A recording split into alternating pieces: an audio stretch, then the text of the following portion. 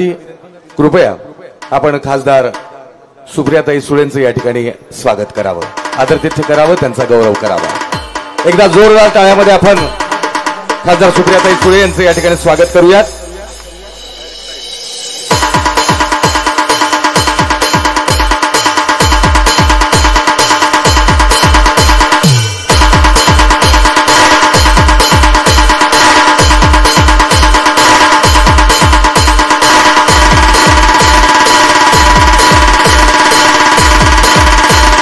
धन्यवाद ताई। यानंतर मी विनंती करणार आहे खासदार सुप्रियाताई सुळे यांना आपण आपले मार्गदर्शनाला सुरुवात करावी।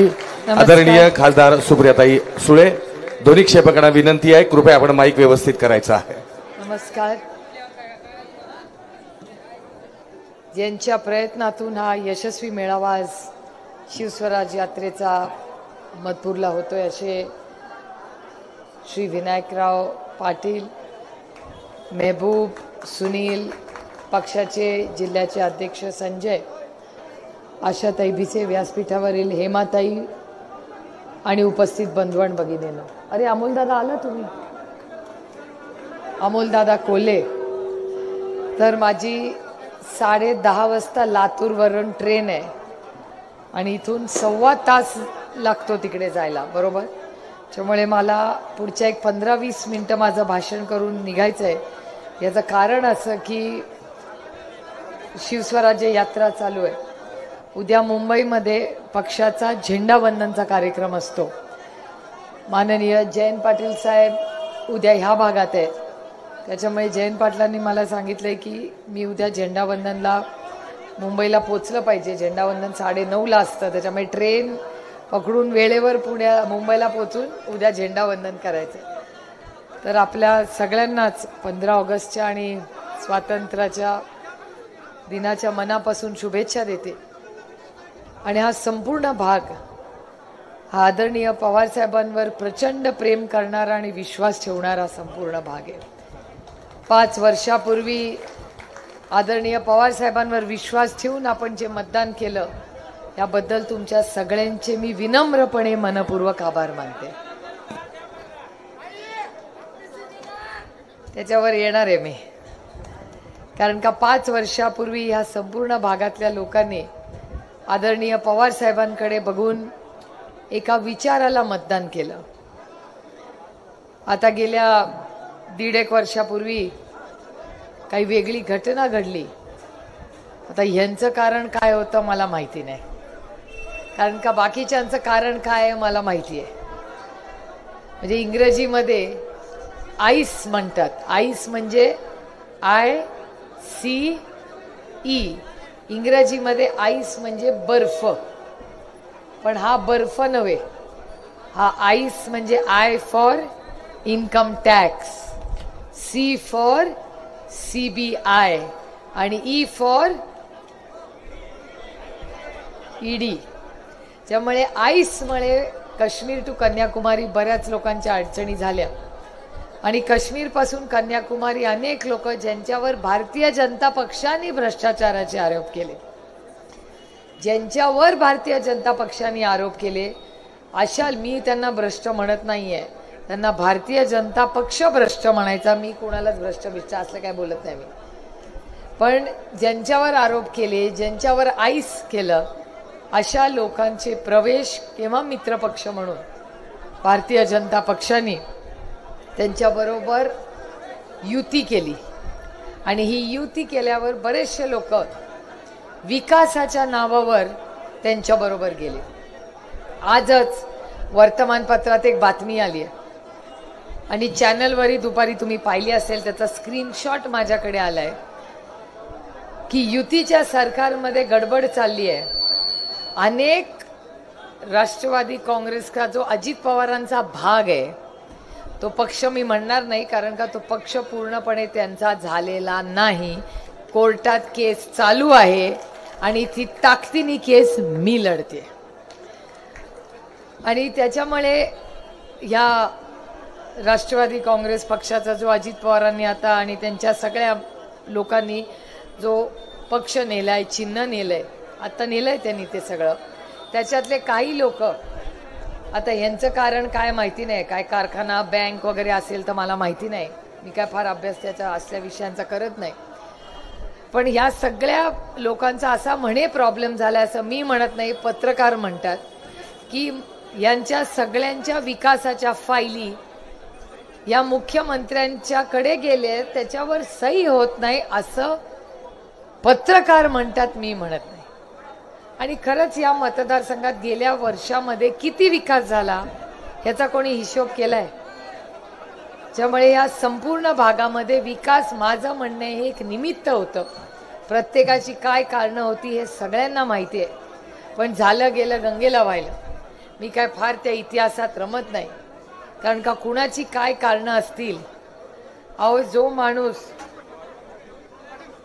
ज्या माणसाच्या नावावर आपण मतं घेतली त्याचा राहिला नाही तर तो तुमचा आणि माझा कधी राहायचा? येऊ द्या ना, मग या ना. नाही आम्हाला यूज देत नाहीत वर. आम्ही म्हणलं निवेदन देऊ द्या भाषणाच्या अगोदर तुम्हाला, कारण भाषणाच्या अगोदर निवेदन दिलं तुम्ही 2 शब्द बोलचाल ना त्याबद्दल. अच्छा, आम्हाला वरच येऊ देत नाहीत. माझं भाषण द्या ना. नाही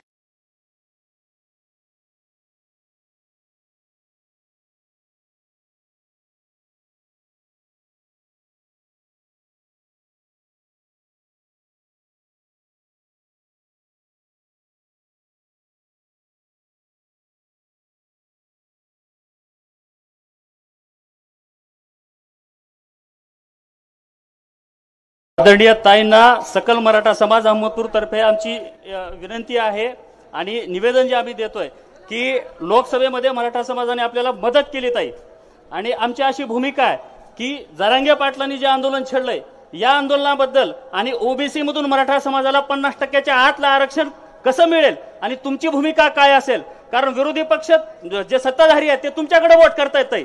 जी बैठक बोलवली होती त्या बैठकीला आपण गेलेलो नाहीत, ते तुमच्याकडे वोट करतायत. आपली भूमिका सांगा. आजही आम्ही सोबत आहोत, उद्या सुद्धा तुमच्या सोबत राहू.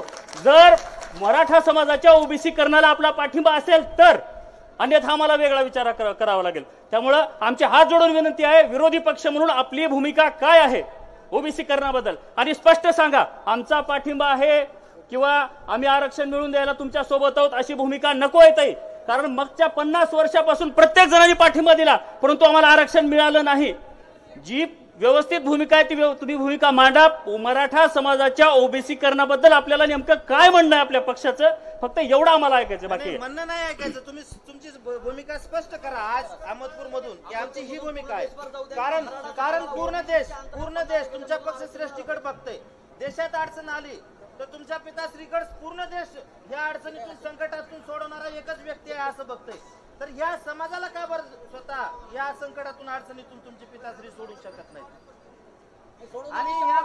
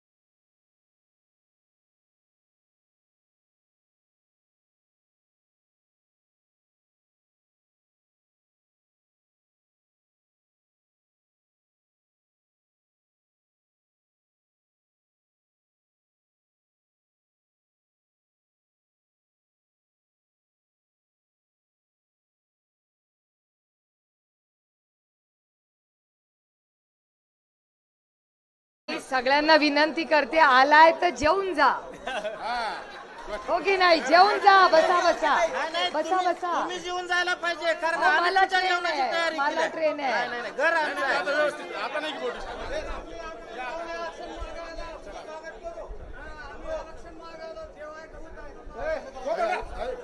हे मला तिसरं पत्र आज आलेलं आहे. तिसरं. मला सकाळी लातूर शहरात पण हे लोक भेटले, दुपारी आणि कुठे भेटले आपल्याला? नाही नाही, आज सकाळी नाही नाही, निलंग्याला. हा, मग सकाळी मला लातूरला भेटले, नंतर निलंग्याला भेटले, त्यानंतर आत्ता तिसऱ्यांदा भेटले. माझी सगळ्या पोलिसांना विनम्र विनंती आहे, कुणालाही मला भेटायचं असेल तर प्लीज माझ्या आणि त्यांच्यामध्ये पोलिसांनी येऊ नये अशी माझी पोलिसांची विनम्र विनंती आहे. हात जोडून माझी पोलिसांना विनंती आहे की हे सगळे आपल्या कुटुंबातले लोक आहे, आपल्या घरचे लोक आहेत, त्याच्यामुळे पोलिसांनी पण रिलॅक्स करावं. तुम्ही पण आपल्यातलेच आहात, त्याच्यामुळे तुम्ही टेन्शन घेऊ नका. त्याच्यामुळे सगळ्या पोलिसांनी पण रिलॅक्स करा. आणि ज्याला यायचंय मला भेटायला त्याच्यासाठी 365 दिवस 24 तास सुप्रिया सुळे तुमच्यासाठी हजर आहे, हेही मला तुम्हाला कार्यक्रमाच्या निमित्ताने सांगायचंय. आता हा प्रश्न अतिशय गंभीर आहे. माझी ह्याच्यासाठी चर्चेला कुणाबरोबरही कधीही बसायची तयारी आहे. त्याच्यामुळे कुठलाही समाज असू दे, कारण का अनेक वेळा अनेक समाजाचे लोक मला भेटत असतात. मराठा समाजाचा प्रश्न आहे, आपल्याला आठवत असेल धनगर समाजाचा विषय तर आमच्या घराच्या बाहेरच येऊन देवेंद्र फडणवीस म्हणाले होते की पहिल्या कॅबिनेटमध्ये देऊ. तसंच लिंगायत समाजाचे प्रश्न आहेत, भटक्या विमुक्त समाजाचे आहेत आणि मुस्लिम समाजाचेही प्रश्न आहेत. त्याच्यामुळे मी भारतीय जनता पक्षाच्या अनेक नेत्यांना अनेक वेळा संसदेतही बोललेले आहे की आपण सगळे एकत्र बसूया, एकत्र मिळून आपण प्रत्येक समाजाचे प्रश्न ऐकून घेऊया आणि कसं कुणाला कुठल्या आरक्षणात बसवता येईल ह्याची आपण चर्चा करूया. आणि कदाचित तुम्हाला माहिती आहे का नाही मला माहिती नाही, पण काल किंवा परवा सकल मराठा समाजाचे लोक आदरणीय पवार साहेबांनीही पुण्यात भेटून गेले. मला असं वाटतं ती बातमी कदाचित टीव्हीला आली का नाही मला माहिती नाही, पण त्यांचीही त्यांच्याबरोबर चर्चा झाली. माझी त्यांची भेट नाही, माझी भेट उद्या होईल त्यांच्याबरोबर. पण ही समाजामध्ये जी अस्वस्थता वेदना आहेत याची जाणीव मला आहे आणि प्रत्येक समाजामध्ये किंवा घटकामध्ये, मग ते महिलांची सुखदुःख असतील, आपल्या मराठा समाज, धनगर समाज, मुस्लिम समाज, भटके विमुक्त समाज किंवा लिंगायत समाज, या सगळ्या समाजांच्या ज्या काही भूमिका असतील त्याच्याबरोबर बसायला आणि मार्ग काढायसाठी माझी पूर्ण तयारी आहे. आणि मगाशी ते असं म्हणाले की कुठली तरी मीटिंग होती त्याला मी गेले नाही. आजपर्यंत ऑन रेकॉर्ड मी तुम्हाला सांगते, महाराष्ट्र सरकारने मला म्हणजे सुप्रिया सुळेला आजपर्यंत एकाही आरक्षणाच्या मीटिंगला बोलवलेलं नाही.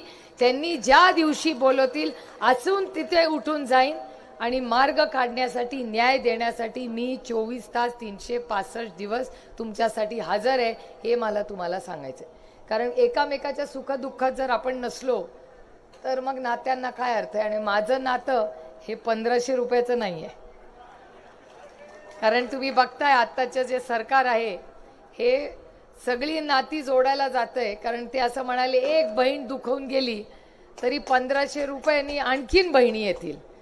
बहिणींचं नातं असं पैशाचं नसतं, कुठलंच नातं पैशाचं नसतं. पैसे हे येतात व्यवहारामध्ये. व्यवहार एक तरफ आणि नाती एक तरफ. नात्यांमध्ये फक्त प्रेम आणि विश्वास असतो आणि व्यवहारामध्ये प्रेम आणि विश्वास नसतो, फक्त पैसेच असतात. हे दुर्दैव आहे की हे सरकार हे फक्त गल्लत करतंय हे नात्यांमध्ये आणि व्यवहारामध्ये. आणि जर महिलांना 1500 रुपये देणार असतील तर माझा आनंद आहे. पण आजच भारतीय जनता पक्षाचे मित्र पक्ष का त्यांच्या पक्षात आहेत असे 2 आमदार असं म्हणाले, ते 2 आमदारातला एक आमदार असं म्हणाले, ती व्हिडिओ आहे, ते टेप आहेत मेहबूबाईकडे.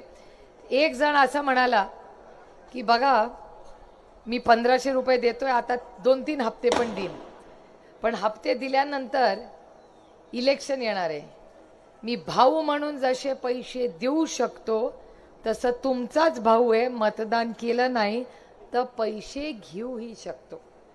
मला त्या भावाला सांगायचंय की तू पैसे दे आणि कधीतरी परत मागायची भाषा कर. सगळ्या बहिणींचे नाही, एकाच बहिणीचे, एका बहिणीचे पैसे परत मागून बघ. त्याचं काय करायचं? त्यामुळे असल्या धमक्याची भाषा चालणार नाही. एक तर स्वतःच्या खिशातून पैसे देत नाहीत. आपण सगळे टॅक्स भरतो, त्या टॅक्स मधून हे पैसे येतात, त्याच्यातून 1500 रुपये देत आहेत.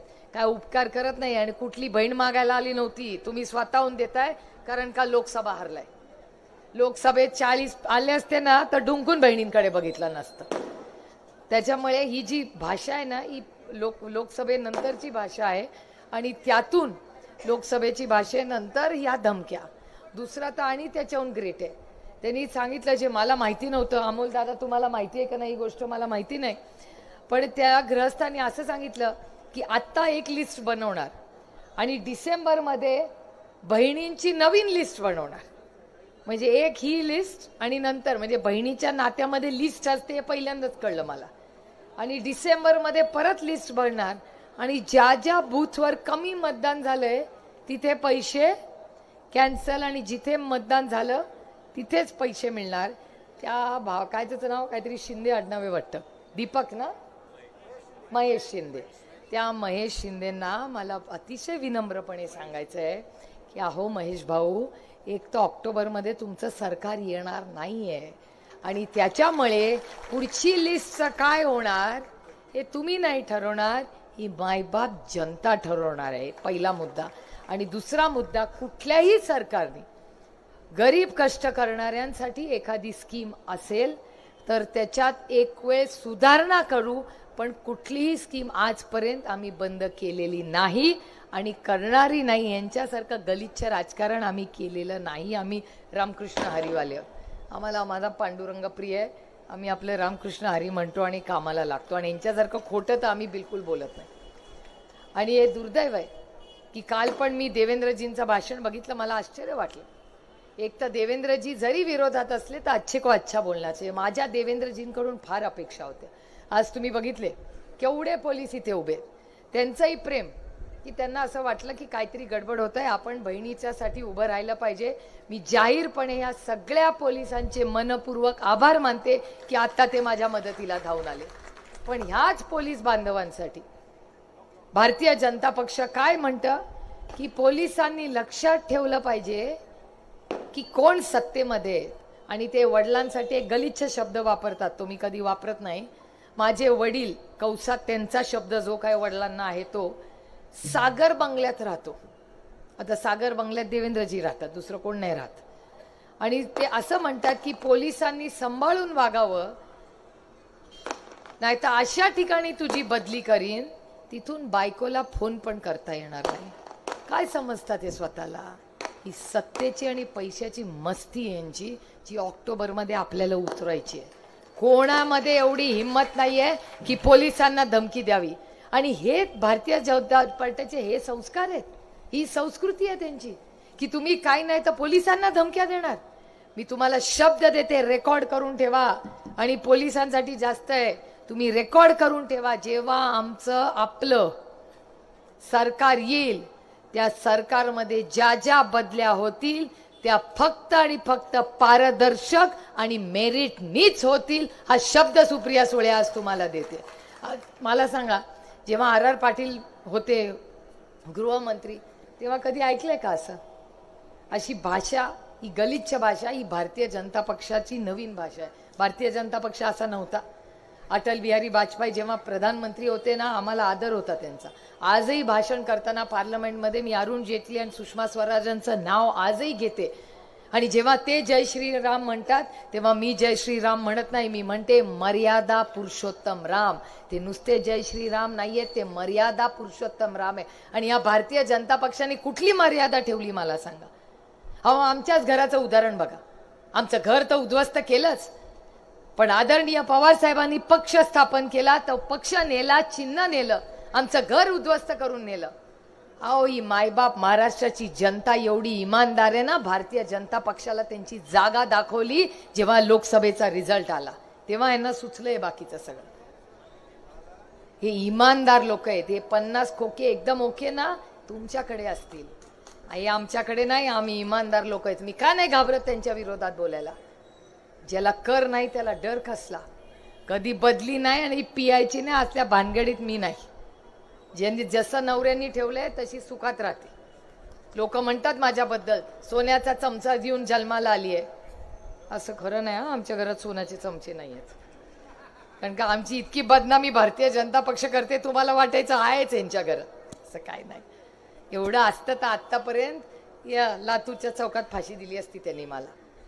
माझं एवढंच म्हणणं आहे की काही गोष्टी तत्वानी ह्या झाल्याच पाहिजे. राजकारण होईल, इलेक्शन येतील आणि जातील, पण ज्या पद्धतीने उद्धवजी आणि आदरणीय पवार साहेबांवर यांनी घात केला ना त्याला माफी नाही. आता तुम्ही म्हणाल आता नवीन चिन्ह मिळालं कशाला लढताय. लोक विचारतात अरे वाजली ना तुतारी कशाला जुनं पाहिजे. म्हटलं जुन्या आणि नव्याचा विषयच नाहीये.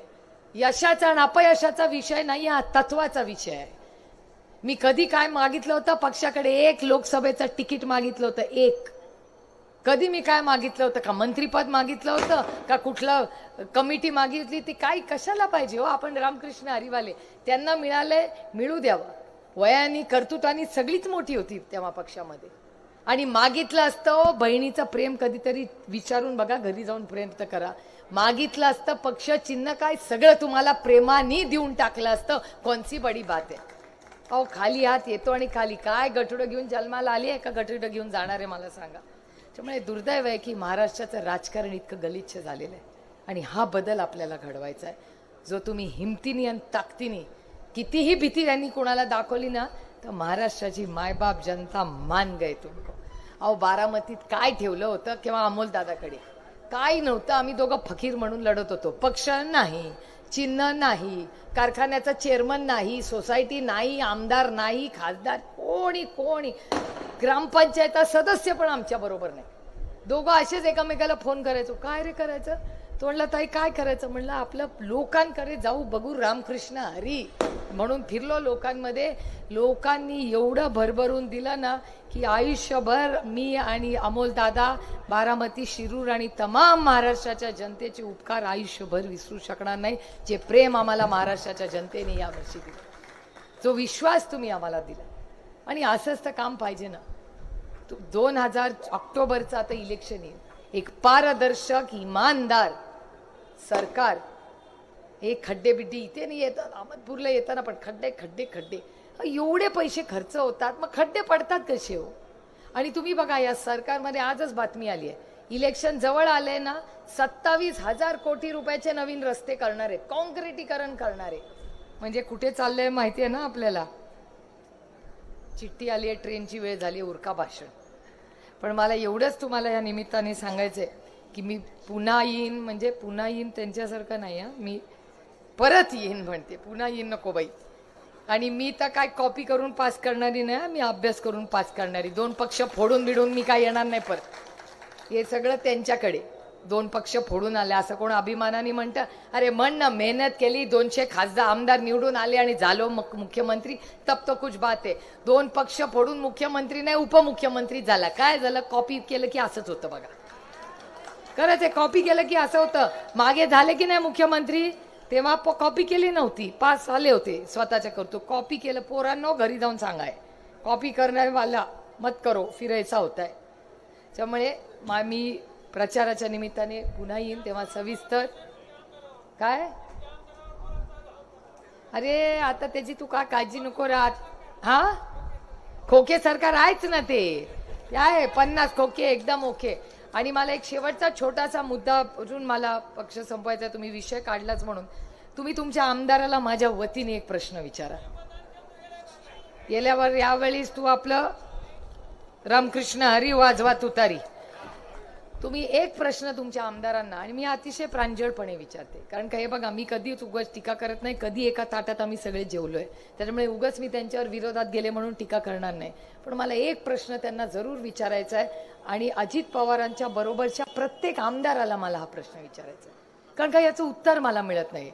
वक्फ बोर्डचं जेव्हा विधेयक पार्लमेंटमध्ये आलं तेव्हा त्यांनी त्यांचं मत मांडलं नाही. आम्ही सगळ्यांनी विरोध केला. आमचं म्हणणं आहे वक्फ बोर्डमध्ये बदल करायचे आहेत ना, जरूर करा, आमचं काही म्हणणं नाही, पण त्या समाजातल्या प्रत्येक व्यक्तीला विचारूनच बदल घडवा. प्रत्येकाला त्याचं मत विचारा आणि मग पाहिजे ते बदल करा, पण त्यांचं मत आपण घेतलं पाहिजे. उद्या आता आज वक्फ बोर्डमध्ये घेतलेत, उद्या ख्रिश्चन, जैन, पारसी या सगळ्या समाजात घरतील आणि उद्या तुमच्याही घरात घुसतील अशी लोक आहेत. त्याच्यामुळे माझं एवढंच म्हणणं आहे की वक्फ बोर्डमध्ये त्यांच्या पक्षांनी त्यांचं मत मांडलं नाही आणि त्यांच्या पक्षाचे नेते असं म्हणाले की वक्फ बोर्डबद्दल आम्ही चर्चा माननीय मुख्यमंत्र्यांशी करू. शिंदे साहेबांचं जे मत आहे ते त्यांचे चिरंजीव श्रीकांत शिंदेनी स्पष्टपणे भारतीय जनता पक्षाबरोबर ते उभे असं त्यांनी मांडलंय. तुम्ही तुमच्या आमदारांना माझ्या वतीने हा प्रश्न विचारा किंवा ते ऑनलाईन हे भाषण ऐकत असतील तर अशी अतिशय विनम्रपणे मी त्यांना हा प्रश्न विचारते की ह्याचं उत्तर या मतदारांना हवंय का नकोय तुम्हाला, की वक्फ बोर्डमध्ये जो निर्णय केंद्र सरकारने घेतला तुम्ही त्याच्या बाजूनी आहात का त्याच्या विरोधात आहात. मी त्याच्या विरोधात एवढ्याच करता होते की माझं म्हणणे जॉईंट पार्लमेंटरी कमिटी करा, सगळ्यांची मतं घ्या आणि एकत्र मिळून सगळे निर्णय त्या समाजासाठी आपण घेऊ. आणि आपल्याकडून फौजियाताई खान त्यांचं नाव आपण पाठवलं होतं आणि बाळ्या मामा जे आपले भिवंडीचे खासदार आहेत त्यांचं नाव पाठवलं होतं. सरकारने फौजियाताई खानचं नाव नाही घेतलं पण बाळ्या मामांचं घेतलं. आम्ही सरकारला विनंती केली की वक्फ बोर्डवर अनेक वर्ष फौजियाताईंनी काम केलंय, त्यांचीही मतं ऐकून घ्या, म्हणजे पुढे तुम्हाला जे काय बदल करायचे असतील ते सगळ्यांना विश्वासात घेऊन करा. एवढीच आमची अपेक्षा आणि मागणी आहे, बाकी आमची काही अपेक्षा नाही. पण तुमच्या खासदारांचे जो पक्ष आहे त्यांचे जे एक खासदार निवडून आलेले आहेत त्यांनी मत पार्लमेंटमध्ये मांडलं नाही आणि त्यांच्या नेत्यांना जेव्हा मालेगावला गेल्यावर प्रश्न विचारला त्यांनी सांगितलं की मी प्रश्न शिंदे साहेबांना करून मार्ग काढीन. का शिंदे साहेबांनी तर बीजेपी बरोबर लाईन घेतली आहे. मी जाहीरपणे चंद्राबाबू नायडूंचे आभार मानते. चंद्राबाबू नायडू आज मोदीजींच्या बरोबर सरकारमध्ये आहेत तरी त्यांनी आपली बाजू घेतली, आमच्या बाजूने उभे राहिले. जेव्हा मी उठून उभी राहिले संसदेत आणि म्हणाले वक्फ बोर्डच्या बाबतीत जॉईंट पार्लमेंटरी कमिटी घ्या, लादू नका, चंद्राबाबूंचे खासदार म्हणले सुप्रिया सुळे म्हणताय ते बरोबर आहे, कमिटी फॉर्म करा, आपण सगळे चर्चा करू. जर चंद्राबाबू नायडू हे बोलू शकतात जे त्यांच्या बरोबर सरकारमध्ये तर हे का नाही बोलले. मग तुमच्या आमदाराचं काय मत आहे, दिलं ना मतदान तुम्ही मागच्या वेळेस, मग तुमची भूमिका काय आहे, भूमिका मांडावी लागेल. जसं आज समाजाने पण मागितली, यांचं म्हणणं ह्या वेळीच विनायकराव पाटील येणार म्हणजे येणार असेल, नुसतं म्हणून चालणार नाही, प्रचार पण करावा लागेल. तुम्ही विनायकरावला निवडून आणल्यानंतर गुलाल खेळायला मी पहिली तुमच्याकडे येईन हा शब्द मी तुम्हाला देते. आज मला खरंच खूप उशीर झालाय, पण आज ज्या ज्या लोकांनी ज्यांची जी काही पत्र लिहिली याबद्दल सविस्तर त्यांची भेट घेऊन प्रत्येक प्रश्नाला मार्ग काढण्यासाठी पूर्ण ताकदीने तुमची ही बहीण तुमच्या बरोबर उभी राहील. आज आल्यानंतर अतिशय प्रेमाने आपण स्वागत केलं, याबद्दल आपले मनपूर्वक आभार मानून आपली रजा घेते. जय हिंद, जय महाराष्ट्र, जय आघाडी, रामकृष्ण हरी.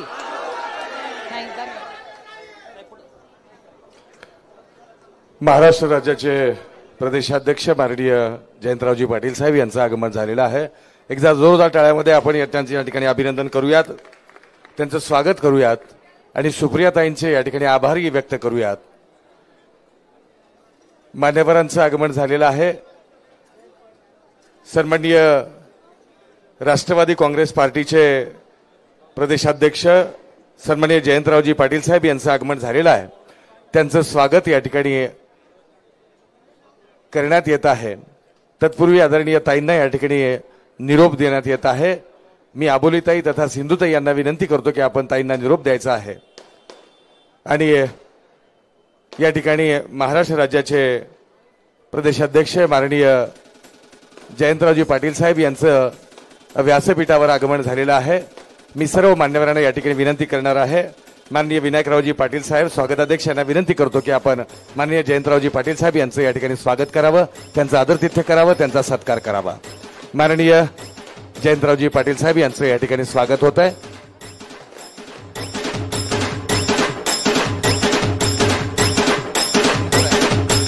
त्यांच्या समवेत सन्माननीय माननीय निळकंठजी मिरकले, सभापती चाकूर, माननीय प्रवीण रेड्डी, माननीय निलेश भंडे, भागवतजी कुसंगे, सन्माननीय दयानंदजी सूर्यवंशी, आपण सर्वांना विनंती आपण प्रदेशाध्यक्षाचं या ठिकाणी स्वागत करावं.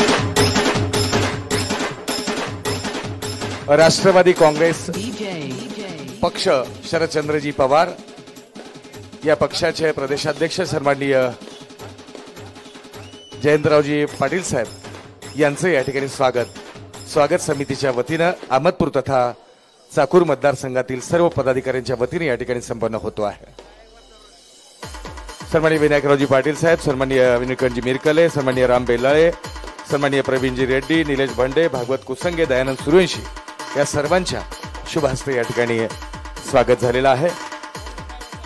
यानंतर माननीय खासदार डॉक्टर अमोलजी कोले साहेब यांचं स्वागत करण्यासाठी मी माननीय रामभाऊजी बेल्लाळे, तालुकाध्यक्ष अहमदपूर तथा माननीय शिवाजी बैनगरे, तालुकाध्यक्ष चाकूर, आपणा दोघांना या ठिकाणी विनंती करतो की आपण त्यांचं स्वागत करावं.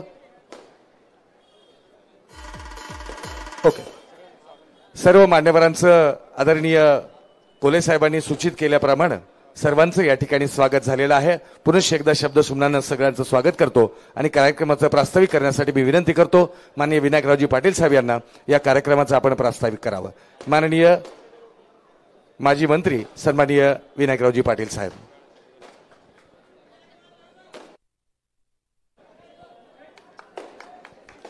कृपया सर्वांनी शांत बसायचंय.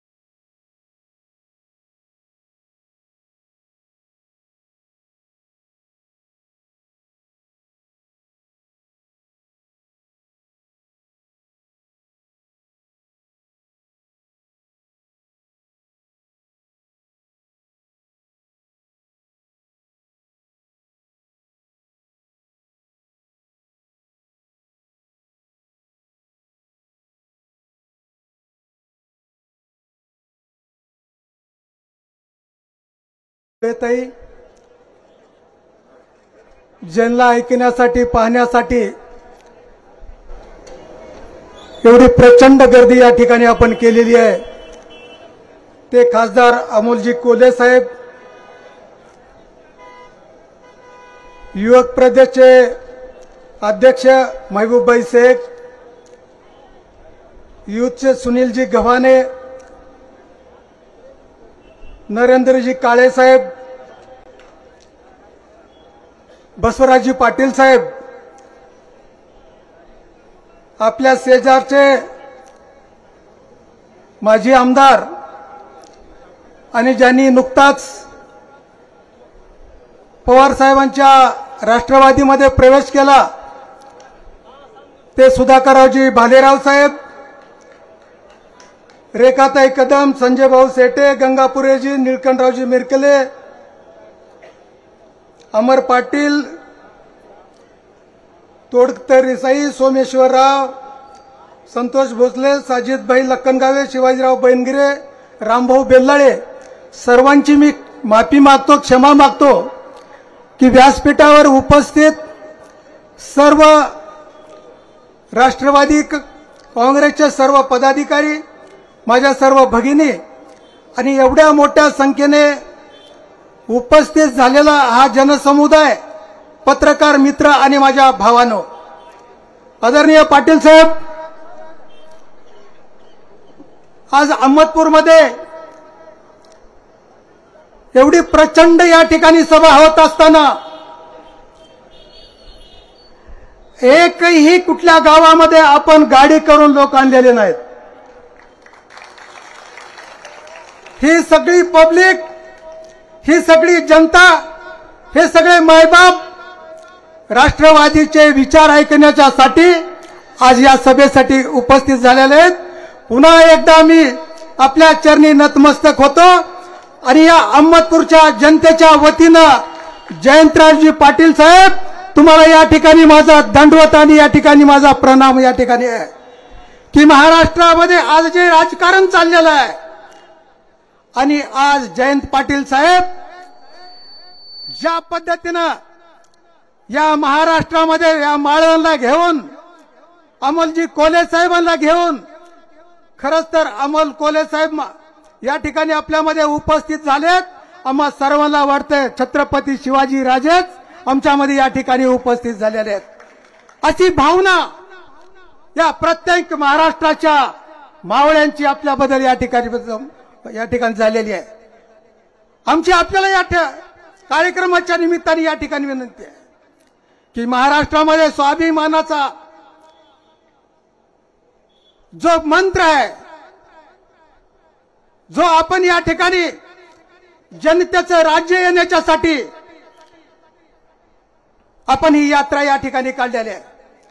प्रत्येक मतदाराला सन्मान मिळाला पाहिजे, प्रत्येकाचा स्वाभिमान जागा झाला पाहिजे आणि महाराष्ट्र पुन्हा एकदा छत्रपती शिवरायांचे रयतेचं राज्य जे छत्रपती शिवाजी महाराजांनी आणलं, आता जयंत पाटील साहेब तुमच्या नेतृत्वाखाली महाविकास आघाडीचं राज्य या महाराष्ट्रात यावं हे प्रत्येक मतदारांची या ठिकाणी इच्छा आहे आणि ते पूर्ण करण्याच्या दृष्टिकोनातून ही सगळी मावळे आज आपल्या या ठिकाणी सोबत आहेत.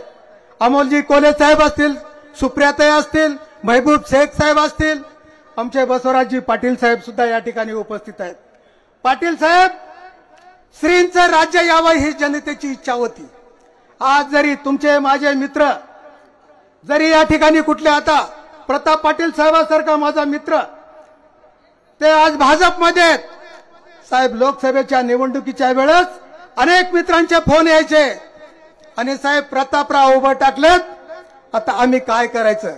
मी म्हणलं जे पवार साहेबांनी आपल्याला शिकवण दिलेली आहे, पाहुणे असतील, सोयरे असतील, दायरे असतील, मित्र असतील, आता फक्त पवार साहेबांची तुतारीच वाजली पाहिजेत. महाविकास आघाडीत सत्तेत आली पाहिजेत. जिथं त्यांना जागा मित्र असतील, पाहुणे असतील, आपल्या घरी बोलवून घेऊन त्यांचा पाहुणचार करा. पण आता राजकारणामध्ये महाविकास आघाडीचा जो कोणी उमेदवार असेल त्या उमेदवाराच्या पाठीमागं खंबीरपणाने कार्यकर्त्यांनी उभं टाकणं हे पवार साहेबांच्या कार्यकर्त्याचा धर्म आहे आणि तो धर्म साहेब लोकसभेच्या निवडणुकीमध्ये सुद्धा अगदी प्रामाणिकपणाने आम्ही या ठिकाणी बजावलेला आहे. विधानसभेच्या निवडणुकीमध्ये आज 85 वर्षाचा योद्धा आमचा आदरणीय पवार साहेब लढतायत आणि मराठवाड्यातल्या महाराष्ट्रातल्या जनतेने या ठिकाणी एक निश्चय केलेला आहे. साहेब, ज्यावेळेस पवार साहेबांच्या पक्षाचे 85 आमदार या महाराष्ट्रामधून निवडून येण्याचा चंग या ठिकाणी कार्यकर्त्यांनी या ठिकाणी बांधलेला आहे. तुम्ही जेवढे उमेदवार उभे करचाल तेवढे उमेदवार निवडून आणण्याच्यासाठी प्रामाणिकपणाने काम कार्य करणारी ही पवार साहेबांची फळी आज तुमच्या या ठिकाणी सोबत आहे. आज या मतदारसंघाचा जर साहेब विचार केला, आज सोयाबीन सारखं पीक असेल, शेतकऱ्यांच्या ज्या काही अडचणी असतील, तुमच्याच एका राष्ट्रवादी काँग्रेसच्या मागच्या आमदारांनी कारखाना घेतला, त्या कारखान्याला या ठिकाणी आदरणीय पवार साहेबांनी त्या कारखान्याला मंजुरी दिलेली आहे. कारखाना घेतल्यापासून आजपर्यंत साहेब 500 रुपये टनाला भाव कमी देणारा आज आमदार योगायोगाने ते भारतीय जनता पक्षामध्ये गेला आणि या मतदारसंघातल्या जनतेनं एक मोकळा श्वास या ठिकाणी टाकला. माझ्यासारख्या कार्यकर्त्याला आज तुमच्या सोबत येऊन काम करण्याची संधी मिळाली, ही माझं मी भाग्य या ठिकाणी समजतो. प्रामाणिकपणाने काम करणारे आम्ही कार्यकर्ते आहेत. साहेब, आता हे 6वी निवडणूक आहे. तुम्ही जर तिकीट दिलं तर मी लढवणार आहे. 5 निवडणुका झाल्या, पण 5ही निवडणुकीमध्ये साहेब कुठल्याही नेत्याला, कुठल्याही कार्यकर्त्याला कुठं तर माझ्यामुळं शर्मेने खाली मान घालावी लागेल, कुठला तरी अवमान होईल, असं 5 वेळेच्या निवडणुकीमध्ये कुठलंही कृत्य माझ्या हाताने या ठिकाणी घडलेलं नाही साहेब. राजकारण करत असताना कधीच गुत्तेदारी केलेली नाही. एक अंगणवाडी सुद्धा मी स्वतःसाठी घेतलेली नाही साहेब. आज 50 संस्था कार्यकर्त्याला देणारा हे तुमचा कार्यकर्ता आहे, पण साधी अंगणवाडी घेतलेली नाही.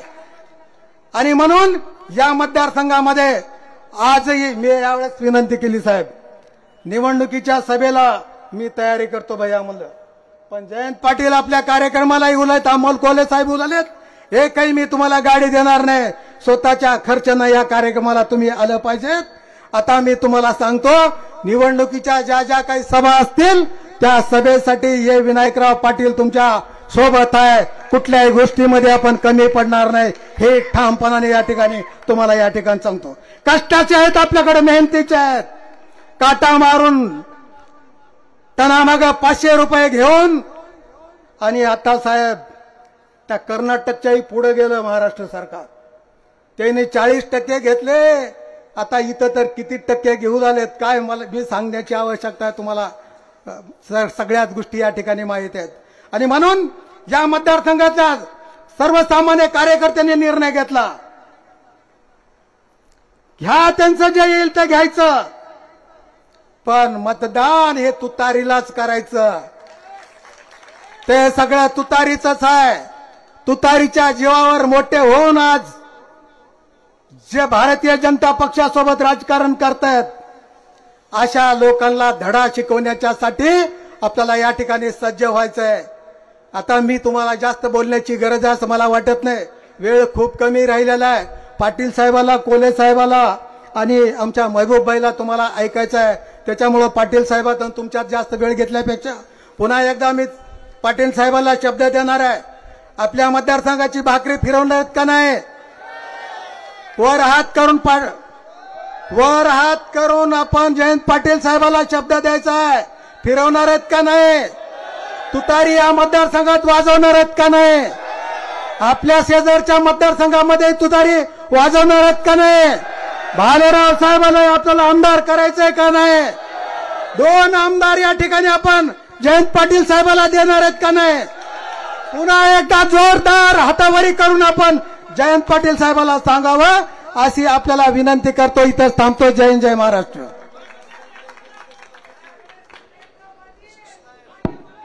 धन्यवाद साहेब. यानंतर मी विनंती करणार आहे सन्माननीय महबूबभाई शेख यांना. वेळ कमी असल्यामुळे कृपया या ठिकाणी मी विनंती करतो खासदार डॉक्टर अमोलजी कोल्हे साहेब यांना की आपण या विराट सभेला आपण मार्गदर्शन करावं. थोडंसं प्रकृती अस्वस्थ असलं तरीही या संघर्षशील वातावरणाला ते सामोरं जात आहेत. मी त्यांचं स्वागत करतो आणि तमाम अहमदपूरकरांच्या वतीने एकदा जोरदार टाळ्यामध्ये आपण डॉक्टर अमोल कोल्हेंचं या ठिकाणी स्वागत करूया. धन्यवाद साहेब. आदिशक्ती तुळजाभवानी, उभ्या हिंदुस्थानचा आराध्य दैवत छत्रपती शिवाजी महाराज आणि छत्रपती शिवाजी महाराजांनी या मातीतल्या माणसाला जगावं कसं हे शिकवल्यानंतर याच मातीतल्या माणसाला शेवटच्या श्वासापर्यंत स्वाभिमानानं लढावं कसं हे शिकवणारे छत्रपती संभाजी महाराज यांच्या पवित्र स्मृतींना अभिवादन करतो. आज या शिवस्वराज्य यात्रेच्या सभेसाठी मंचावर उपस्थित असणारे राष्ट्रवादी काँग्रेस शरदचंद्र पवार पक्षाचे प्रदेशचे अध्यक्ष, माझे मार्गदर्शक नामदार जयंतरावजी पाटील साहेब, ज्यांचं आपल्याला मार्गदर्शन लाभलं, त्या राष्ट्रीय कार्याध्यक्षा, लोकसभेतल्या आमच्या गटनेत्या, महासंसदरत्न खासदार सुप्रियाताई सुळे, संजय भाऊ शेटे साहेब, रामभाऊ बेलाळे, शिवाजीराव बेनगिरे, जरान खानजी पठाण, सुधीरजी गोडे, केदारजी काडवदे, प्रदीपजी कोमणे, रुपेशजी शेळके, बसवराजजी पाटील नागराळकर असतील, मुळे साहेब असतील, सुधाकररावजी भालेराव असतील आणि जे आता अहमदपूरनी ठरवलंय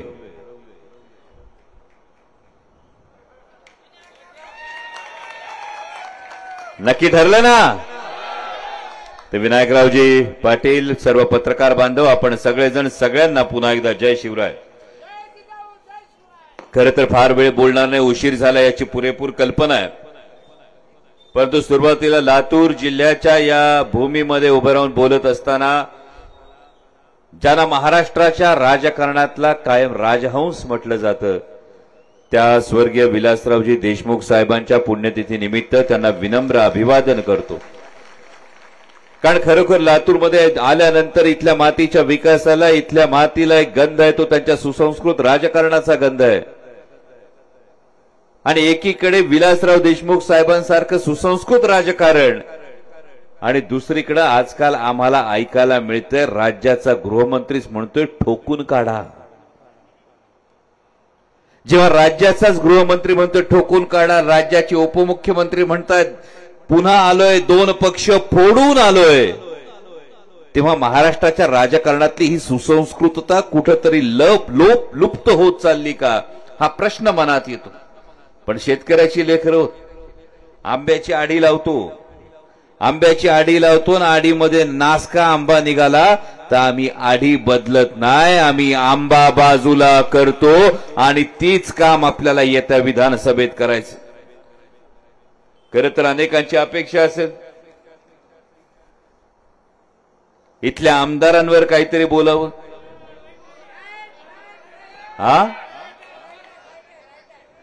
भावांनो, मी वैयक्तिक टीका कधीच करत नाही, क्योंकि नहीं देना चाहते उन्हें शिकायत का बहाना, नहीं देना चाहते उन्हें कोई शिकायत का बहाना. ये कोई दोस्ती नहीं, जुगाड़ नहीं, सिर्फ इंसानियत है यारो. जो जनता की नजरों में गिर गए हो उन्हें बातों से और क्या मारना. कारण या महाराष्ट्राचा इतिहास आहे. महाराष्ट्राचा इतिहास सांगताना आम्ही नरवीर तानाजी मालुसरेंचा इतिहास सांगतो, आम्ही मुरारबाजी देशपांड्यांचा इतिहास सांगतो, आम्ही वीरबाजी पासलकरांचा इतिहास सांगतो, आम्ही छत्रपती शिवाजी महाराज, छत्रपती संभाजी महाराजांचा इतिहास सांगतो. पण स्वार्थासाठी गद्दारी करणाऱ्या एकाही गद्दाराचा इतिहास हा महाराष्ट्र कधी अभिमानानं सांगत नाही. ही महाराष्ट्राची शिकवण आहे. आणि म्हणूनच आता वेगवेगळ्या योजना सुरू झाल्यात. मगाशी सुद्धा माझ्या पत्रकार बांधवांनी मीडियावर वाचलं असेल, वेगवेगळ्या योजनांचा पाऊस पडायला लागलाय. म्हणजे आमच्याकडे सरकार नावाचा एक माणूस होता, त्याला एक पोरगी होती आणि एक पोरगा होता. पोरीचं नाव होतं योजना, पोराचं नाव होतं विकास. आणि एक दिवस सरकार घाईघाईने जनता नावाच्या डॉक्टरकडे आलं. डॉक्टरने विचारलं नेमकं झालंय काय.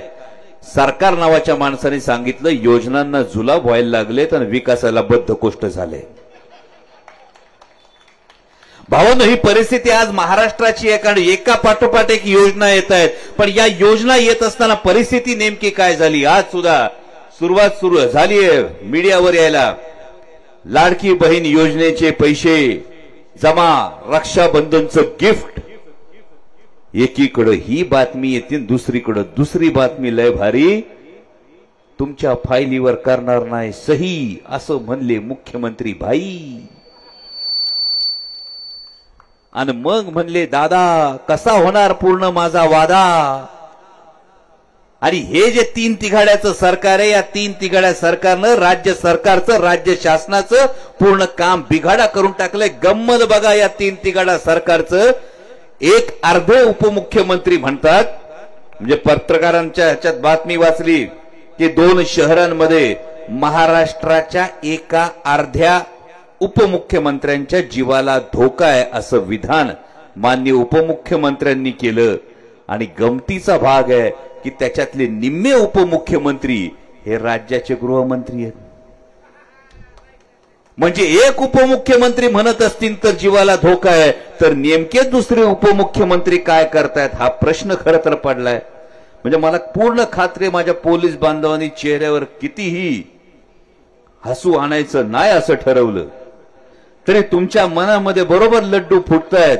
कारण माझ्या कुठल्याही पोलीस बांधवाला हे पटणार नाही की जर कुठला सत्तेतला आमदार म्हणत असेल का तुमची बदली या ठिकाणी करा, तर माझ्या प्रत्येक पोलीस बांधवाच्या मनातली ही भावना आहे, अरे भावड्या एक वेळ आमच्या इतकं फक्त बंदोबस्ताला उभं राहून दाखव आणि नंतर मग आमच्या बदलीची भाषा तू कर. ही माझ्या पोलीस बांधवांची भावना आहे.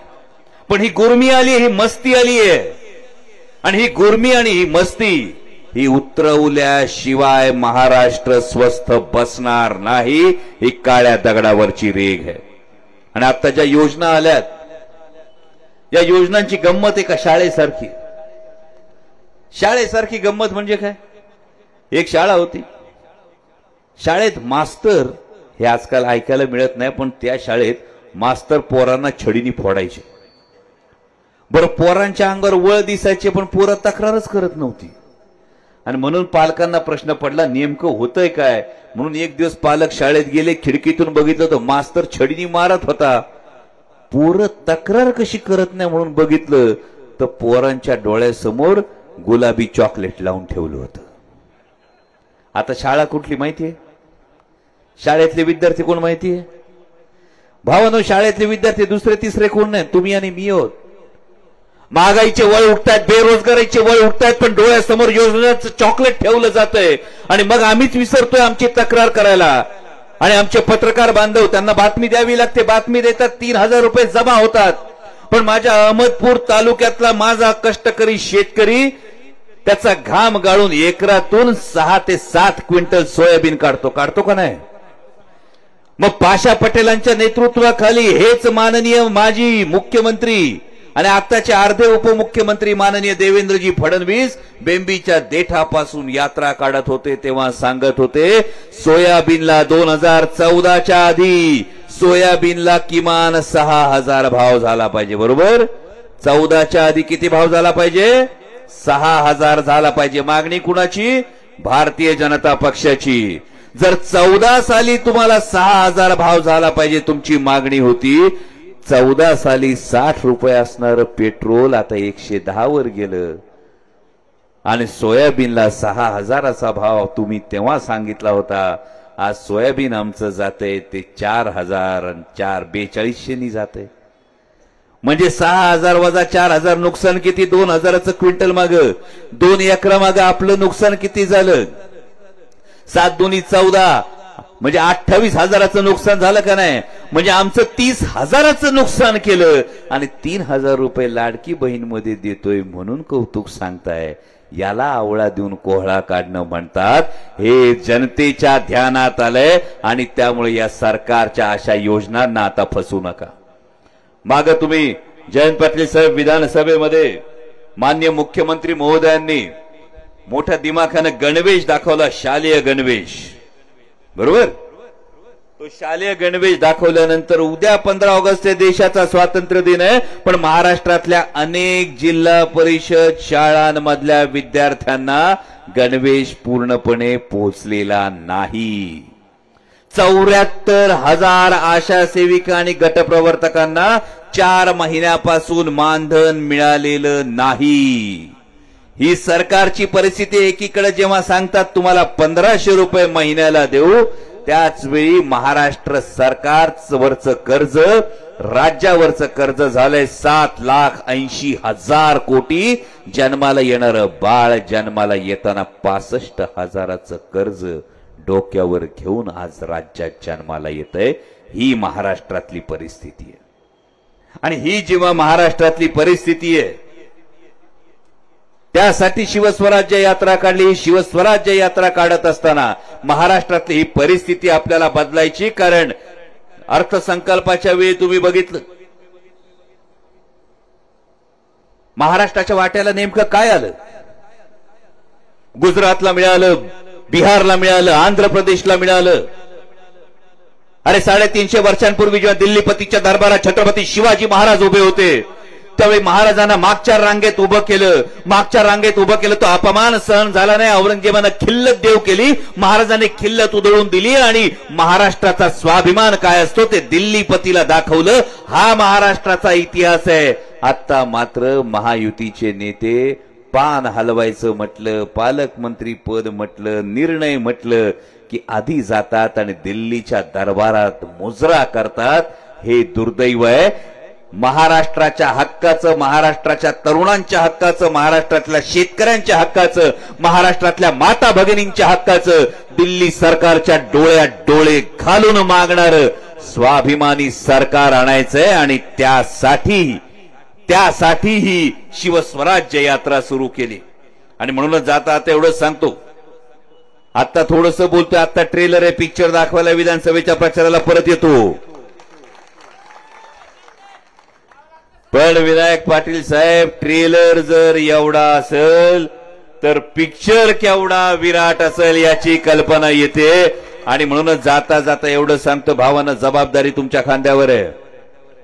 कुणी येतील, कुणी काही सांगतील, कुणी फसगत करतील, कुणाच्याही सांगण्यावरून आपलं पुढचं 5 वर्षाचं आयुष्य, कुणाच्याही सांगण्यावरून आपल्या लेकरा बाळांचं भविष्य या महाराष्ट्राची वाट लावणाऱ्यांच्या हाती देऊ नका, एवढीच कळकळीची विनंती करतो. कारण महाराष्ट्र हा दबावापुढे झुकत नाही.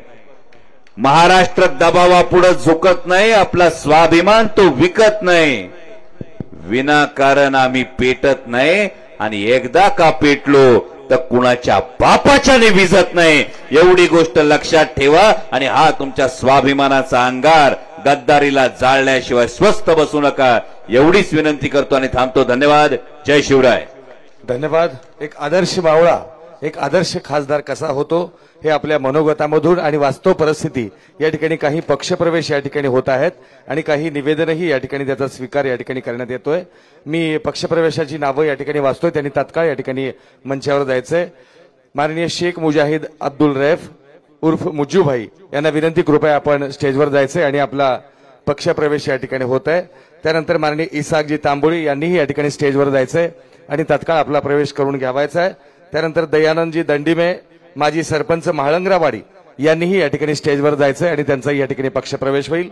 त्यानंतर मी आदरणीय जयंतरावजी पाटील साहेब, डॉक्टर कोले साहेब, आपल्या दोघांनाही विनंती करतो की या सर्व कार्यकर्त्यांचा आपण राष्ट्रवादी काँग्रेस पार्टी शरदचंद्रजी पवार या पक्षामध्ये आपण प्रवेश त्यांना द्यावा.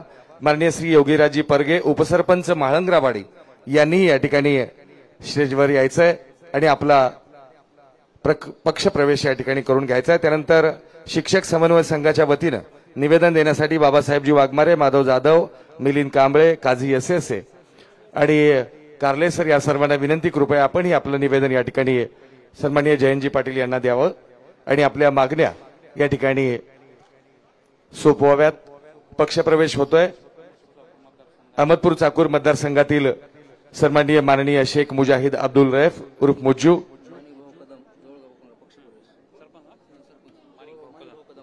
सन्माननीय माणिक भाऊ कदम सरपंच जवळगा यांचाही या ठिकाणी पक्षप्रवेश होतोय.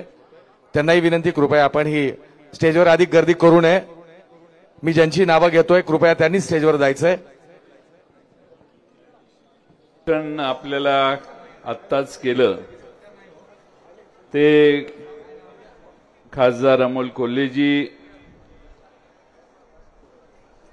सन्माननीय भगवानरावजी आलेगावकर यांना आपले विनंती, कृपया आपण सर्वांचे पक्षप्रवेश लाडके सुरू- नेते विनायकराव पाटील साहेब, बसवराज पाटीलजी, मेहबूब शेख, सुनील गव्हाणे, सुधाकर भालेरावजी, संजय शेट्टे, शिवाजीराव मुळे, हेमाताई पिंपळे, पंडितराव कांबळे, निळकंठराव मिरकले, शेषराव राठोड, शेख मुजाहिद्दीन, जरान खान पठाण, योगीराज पारगे, रुपेश शेळके, महादेव गंगापुरे, प्रवीण रेड्डी, दयानंद सूर्यवंशी, भरत सूर्यवंशी, युवक जिल्हा अध्यक्ष, महिला जिल्हा अध्यक्षा रेखाताई कदम, युवक स्नेहाताई, युवती जिल्हा अध्यक्ष स्नेहाताई मोरे, महिला तालुका अध्यक्ष रेणुकाताई तोडकर, वर्षाताई शिवपुजे, अबोली पाटील,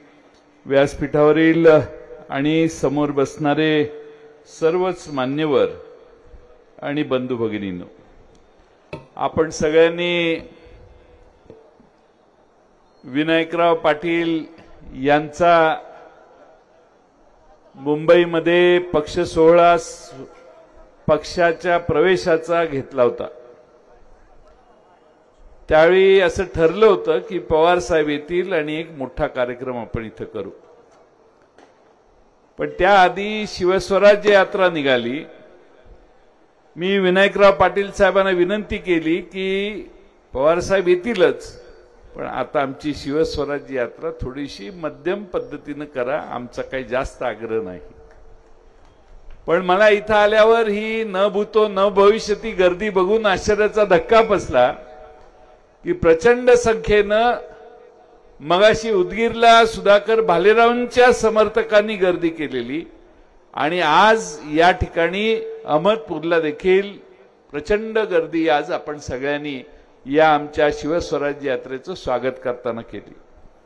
शिवस्वराज्य यात्रेच्या निमित्ताने महाराष्ट्रातल्या प्रत्येक महत्वाच्या मतदारसंघात जायचं आणि आमची पक्षाची भूमिका मांडायची, महाराष्ट्रातल्या जनतेचं जागरण करायचं, महाराष्ट्रातल्या भविष्यकाळाच्या विषयी एक विश्वास निर्माण करायचा, ही आमची त्याची भूमिका आहे.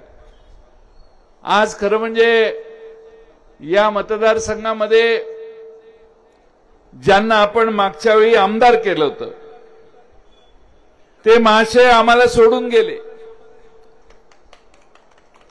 पवार साहेबांची गद्दारी केली. आधी उदगीरला मंत्रिपद मिळालं म्हणून नाराजी होती, तरी देखील त्यांच्या मागे गेले. आपल्या या भागातल्या जनतेला स्वाभिमानी नेतृत्वाची अपेक्षा होती, लाचार नेतृत्वाची नव्हती. म्हणून तुम्ही सगळ्यांनी नेता बदलला आणि विनायकराव पाटलांच्या रूपाने एक स्वाभिमानी नेता आपल्या सर्वांच्या समोर आज उभा राहतोय. आपल्या सगळ्यांनी त्यांना आशीर्वाद द्यायचं ठरवलेलं दिसतंय. पण मित्रांनो, मागची लोकसभा झाली, 69,000चं लीड एकदम 2 का 3 का 4,000वर तुम्ही खाली आणलं. म्हणजे मतदारसंघामध्ये वारं भारतीय जनता पक्ष आणि त्यांच्या मित्र पक्षांच्या विरोधात फिरायला लागले. हा त्याचा एक आकडेवारीनं द्यायचा एक पुरावा. 69,000 मतांचं मताधिक्य कमी होऊन एकदम 4,000 का 3,000 मतावर हे मताधिक्य तुम्ही आणलं. म्हणजे तुम्हा सगळ्यांचं कौतुक करावं तेवढं थोडं आहे. शाहू फुले आंबेडकरांचा विचार या मतदारसंघात किती रुजलेला आहे हे तुम्ही सगळ्यांनी एक मतानं दाखवलं. मागच्या काळामध्ये जास्त मताधिक्य गेलं त्याची अनेक कारणं आहेत. लोकांना खोटी आशा दाखवण्यात आली, 15 लाखापासून अनेक मोठमोठ्या घोषणा करण्यात आल्या. सामान्य माणसाला वाटलं की जरा बदल करून बघूया, म्हणून मनमोहन सिंगासारख्या एका सद्ग्रस्ताच्या नेतृत्वाखाली चाललेलं सरकार भारत देशातल्या जनतेनं बदललं. आम्ही तो बदल स्वीकारला. आम्हालाही वाटलं की लोकशाहीच्या मंदिरात संसदेत आज जाणारा माणूस पहिल्या पायरीच्या वर डोकं ठेवून साष्टांग नमस्कार करतो, तो या देशामध्ये लोकशाही वाढवेल, लोकशाहीचं वातावरण निर्माण करेल.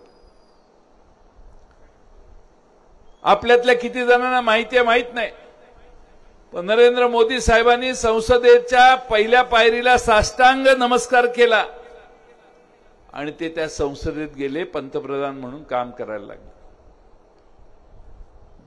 ज्यांच्या समोर हे नमतात ना, त्यांचा काटा काढल्याशिवाय हे राहत नाही. म्हणून ती संसदेची बिल्डिंगच बदलून टाकली. नवीन संसद बहादरांनी बांधली. जुन्या संसदेला इतिहासकालीन, जिथं पंडित जवाहरलाल नेहरूंपासून अनेक दिग्गजांनी मार्गदर्शन केलं, या देशातल्या जनतेच्या सार्वभौमत्वावर शिक्कामोर्तब केलं, या देशातल्या सर्वसामान्य गोरगरीब जनतेला ज्या देशामध्ये सुई टाचणी देखील किंवा सुई देखील तयार करण्याचा कारखाना नव्हता, जवळपास 80% जनता निरक्षर होती, त्या देशाची प्रगती इथपर्यंत करून आणण्याचं काम पंडित जवाहरलाल नेहरूंपासून प्रत्येक पंतप्रधानांनी केलं. शून्यातून विश्व तयार करावं तसं या देशाची घडी त्यांनी बसवली. या देशामध्ये IIT सुरू केल्या, मेडिकल कॉलेजेस सुरू केली, उच्च शिक्षणाच्या देशाभर वेगवेगळ्या व्यवस्था निर्माण केल्या. या देशात नवरत्न असणारी फार चांगल्या पद्धतीच्या पेट्रोलियम आणि अन्न कंपन्या सुरू केल्या. या देशाची मत्ता कुणाच्या खाजगी माणसाच्या हातात जाऊ नये सार्वजनिक राहावी, देशाच्या मालकीची राहावी, म्हणून त्यांनी देशात व्यवस्था तयार केल्या. त्या सगळ्यांवर पाणी फिरवण्याचं काम 2014ला निवडून आलेल्या सरकारनं केलं. या देशातल्या बहुतेक सगळ्या कंपन्या विकण्याचं काम यांनी केलं. विकायचं तर चुकीचंच आहे, पण विकल्या त्या ठराविक 2-4 जणांच्या हातात गेल्या. या देशामध्ये जे काही खरेदी करायचं असेल ते या देशात 2-3 खरेदी करायचा अधिकार आहे, 4-5व्याला नाहीये. या देशात कोणतंही मोठं काम निघालं तर त्या 2-3 मिळतं, 2-3 मोठ्या कंपन्यांनाच मिळतं. हा इतिहास होता, हा सगळा अनुभव आला. त्याच्यात भर म्हणून या देशामध्ये अल्पसंख्याक समाजाला संकटकाळी संकटात आणण्याचं काम, संकटात आणण्याची व्यवस्था इनडायरेक्टली कशी होईल हे बघण्याचं पाप देखील या लोकांनी केलं. त्याच्यात भर म्हणून या देशातली घटना त्यांना अडथळा वाटायला लागली. म्हणून परवाच्या लोकसभेच्या निवडणुकीत त्यांच्या 11 खासदारांनी भाषणं केली, आम्हाला निवडून द्या. डॉक्टर बाबासाहेब आंबेडकरांची घटना आम्हाला बदलायला दिल्लीला जायचं. सगळ्या देशाला कळलं यांना दिल्लीला 400 पार का करायचे. मी भारतीय जनतेचे आणि तुम्हा सगळ्या लातूरकरांचे आभार मानेन की तुम्ही त्यांचा प्रवास थांबवला आणि 240 वर या देशातल्या जनतेने भारतीय जनता पक्षाला ठेवलं. नाईलाजानं मोदी सरकार म्हणणाऱ्या मागच्या सरकारला 2 बाहेरून टेकू घ्यावे लागले. नितीश कुमार आणि चंद्रबाबू नायडू.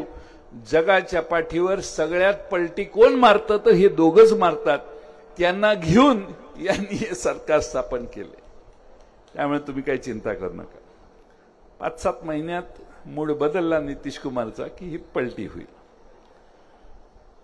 आणि मूड बदलण्यात नितीश कुमारचं तर नावच पलटूराम आहे.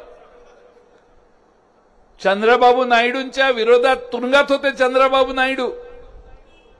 तिथल्या जगन रेड्डींनी त्यांना तुरुंगात टाकलं, त्यावेळी भाजपने त्याला मदत नाही केली. पण गरज पडली, त्या दोघांचा आधार घेतला आणि सरकार स्थापन केलं. माझी आपणा सर्वांना विनंती आहे की यांना घटना बदलायची आहे. आज नाही, 1952 साली ज्या वेळेपासून घटना लिहिली डॉक्टर बाबासाहेब आंबेडकरांनी, तेव्हापासून त्या घटनेच्या विरोधात हे बोलण्याचं काम करताय. दुसऱ्या बाजूनं या देशातल्या सगळ्या अल्पसंख्याक समाजाला बाजूला ठेवून या देशात सर्वांसाठी विकासाची जी घोषणा होती त्या विकासाला काडी लावण्याचं काम या सगळ्यांनी केलं. आणि म्हणून या देशात सगळे एकत्रित आले आणि त्यांनी त्यांचा वारू थांबवला. पण तरी देखील हे सत्तेत बसले. तुम्हा सगळ्यांना माझी विनंती आहे, मुंबईची राजधानी, महाराष्ट्राची राजधानी मुंबई आणि महाराष्ट्र हे जोपर्यंत भारतीय जनता पक्षाच्या ताब्यात आहे ना, तोपर्यंत महाराष्ट्र जोपर्यंत यांच्या ताब्यात आहे तोपर्यंत यांचं दिल्लीतलं सरकार जाणार नाही. मी तुम्हा सगळ्यांना विनंती करेन, या शेवटचा धक्का या विधानसभेत द्या. भारतीय जनता पक्षाच्या महाराष्ट्रातनं हद्दपारी करा आणि कोणत्याही परिस्थितीत पुन्हा कधी यांना घटना बदलण्याची भूमिका घ्यावी लागणार नाही, घेता येणार नाही. या महाराष्ट्रातला सगळे समाज गुण्यागोविंदानं राहतील, समाजातली तेढ थांबवतील, अशी भूमिका तुमच्या या विधानसभेत आपण एकदा घेऊन दाखवा. मी तुम्हाला सांगतो की महाराष्ट्रात पुन्हा एकदा सगळे गुण्यागोविंदाने वागतीलच, पण दिल्लीमध्ये देखील भारतीय जनता पक्षाचं सरकार तुमच्या या धक्क्याने जाऊ शकतं. प्रश्न अनेक आहेत. महागाईवर कोणीतरी बोललं असेल, एवढी महागाई वाढली, 80 रुपयाची गोष्टी 100 रुपयावर गेल्या आणि त्याच्यावर ह्यांनी भागदारांनी 28% जीएसटी लावला, 24% जीएसटी लावला, 18% जीएसटी लावला. म्हणजे वस्तूंच्या किमती महाग होतात ते समजू नये आम्ही, पण त्याच्यावर एवढा मोठा प्रचंड टॅक्स ही लोक लावायला लागली आहेत जीएसटी, ज्यामुळे तुमच्या खिशात 1 लाख रुपयाची मोटरसायकल पोरग घ्यायला घेतलं तर आधी 28,000 रुपये राज्य आणि केंद्र सरकारला द्यावे लागतात. त्यावेळी तुमची 1 लाखाची मोटरसायकल घरी येते. तुम्ही कपडे घ्यायला गेला तरी टॅक्स आहे, टोपी, चप्पल, पॅन्ट, साडी काय म्हणाल त्याच्यावर टॅक्स आहे. आम्ही या देशामध्ये व्हॅल्यू ऍडेड टॅक्स येताना आम्ही त्याच कमिटीत होतो. आम्ही सांगितलं गरीबातल्या गरीबात वापर करणाऱ्या वस्तू टॅक्स मुक्त ठेवा, अन्नधान्य टॅक्स मुक्त ठेवा, चपलेवर लहान कमी किमतीच्या चपलेवर टॅक्स लावू नका, कपड्यावर टॅक्स लावता येणार नाही, साडीवर टॅक्स लावायचा नाही. का तर या देशातल्या सर्वसामान्य माणसाच्या वापरातल्या गोष्टीवर कर गोळा करू नये ही आमची पूर्वीपासूनची भूमिका होती.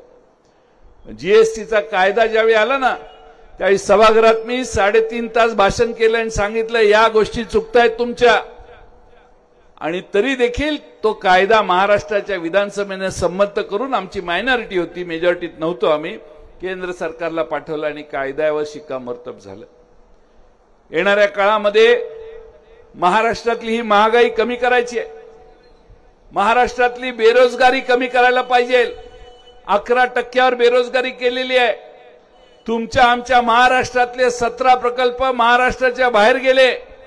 महाराष्ट्राच्या बाहेर गेणारे बहुतेक सगळे प्रकल्प गुजरातला गेले तर राज्याचे मुख्यमंत्री आणि 2 उपमुख्यमंत्री खाली माना घालून बसतात, तोंडात एक शब्द काढत नाही. अमोल कोल्हे साहेब जे सांगतायत की दिल्लीच्या समोर झुकायचं नाही, दिल्लीत बसतात आणि गुजरातसाठी राज्य करतात, म्हणून महाराष्ट्रात येणाऱ्या सगळे प्रकल्प तिकडे जातात. विधानसभेत आपल्या राज्याचे मुख्यमंत्री एकनाथ शिंदे यांनी भाषणात सांगितलं, जयंतराव चिंता करू नका, मोदी साहेबांनी सांगितलंय ह्याच्यापेक्षा मोठा प्रकल्प देतो. म्हटलं कधी? नाही मोदी साहेब बोलले देणार आहेत ना. आता टाइम संपला, या राज्यातले सगळे प्रकल्प बाहेर गेले, यांना मोदी साहेबांनी कुठलाही मोठा प्रकल्प दिला नाही. बेरोजगार संख्या दिवसेंदिवस महाराष्ट्रात वाढते, त्याचं पाप हे भारतीय जनता पक्ष आणि यांचे 2 मित्र पक्ष यांच्या नाकर्तेपणाला जातं, हे मित्रांनो विसरू नका. शेतकऱ्यांच्या सगळ्या वस्तू आणि सगळ्या मालावर कर बसवण्याचं पाप देखील यांनी केलं. खतावर कर, अवजारांच्यावर कर. आम्ही आमचं सरकार आल्यानंतर त्या जीएसटी काउन्सिलमध्ये आग्रहानं मागणी करू की शेतकऱ्यांच्या अवजारावर लावलेले कर करमुक्त करा. हे बरोबर नाही हे कर लावणं. आणि खतावरच्या किमती जरा आहेत त्याच्या वाढलेल्या आहेत, त्याच्यावरचा टॅक्स पण जरा कमी करा. ही आमची मंत्रिमंडळ आमचं सरकारचं झालं त्यावेळी, तेव्हा आमची ही भूमिका सरकारमध्ये गेल्यावर राहील हा विश्वास मी तुम्हाला देतो. विनायकराव पाटील साहेब, आपण सगळे बरेच वर्ष एकत्रित येण्याचं खरं म्हणजे यापूर्वीच व्हायला पाहिजे होतं, पण आम्ही आमचा डबा मोकळा कधी होईल याची वाट बघत होतो. म्हणजे आमची चूकच आहे ती.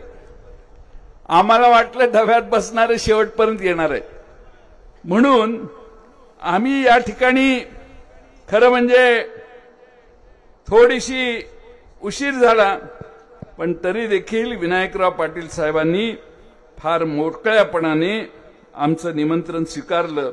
बरेच दिवस मी त्यांच्या मागे लागलेलो, तुम्ही या म्हणून. त्यांनी सांगितलं तुमचं नक्की ठरवा, तुम्ही ठरलं तर त्याप्रमाणे यायला सुरुवात करेन. पण ते म्हटले नांदेड लातूर रेल्वेची मागणी बऱ्याच वर्षापासून आहे, त्याला तुमचा पाठिंबा आहे का? मी म्हटलं आहे.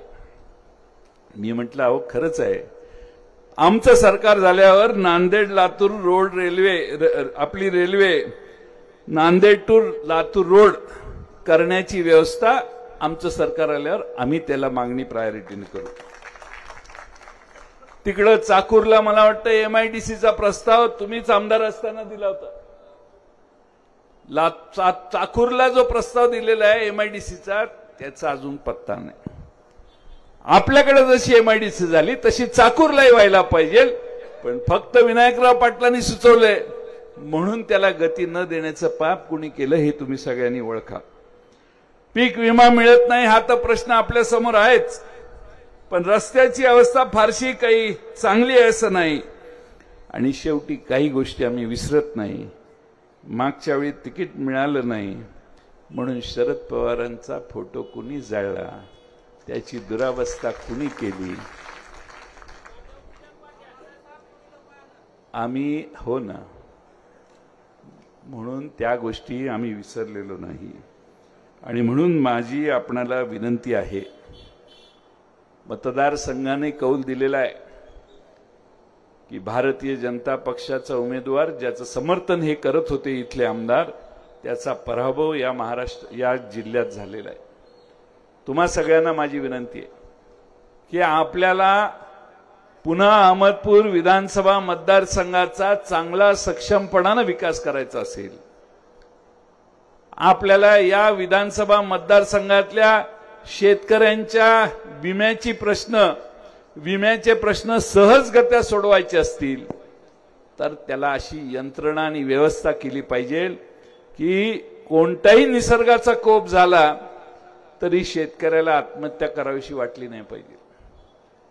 निसर्गाचा कोप झाला आणि त्याने विमा काढलेला असेल तर त्याला निर्धोकपणाने त्याचा परतावा मिळाला पाहिजे. एवढी व्यवस्था आमचं सरकार आल्यावर आम्ही व्यवस्थितपणाने आपल्या सर्वांसाठी करू. आज सारखी अर्ज द्यावे लागतात, पत्र द्यावे लागतात, मागे राहावं लागतं. मग राजा उदार झाला की तो तिकडनं जाहीर करणार की ठीक आहे आम्ही करणार आहे, आणि मग 8 महिन्याने 10 महिन्याने तोपर्यंत ह्याचा संसार सपाट झालेला असतो, त्याला नुकसान भरपाई मिळते. राज्यात प्रचंड भ्रष्टाचार मित्रांनो चालू आहे. एक उदाहरणं सांगितली तर तुमची डोकी फिरतील. राज्यामध्ये लोकसभेच्या आधी 6 मोठी टेंडर सरकारनं काढली. ही टेंडर निघाली, त्यातले 2च उदाहरणं देतो, सगळी देऊन लय वेळ जाईल. एक तिकडे जालन्याहून नांदेड का कुणीकडे रस्ता आहे, करणार आहेत. 11,000 कोटी रुपयाचं टेंडर 15,000 कोटी रुपयाला निघालेलं आहे. मग ह्या वॉर्डामध्ये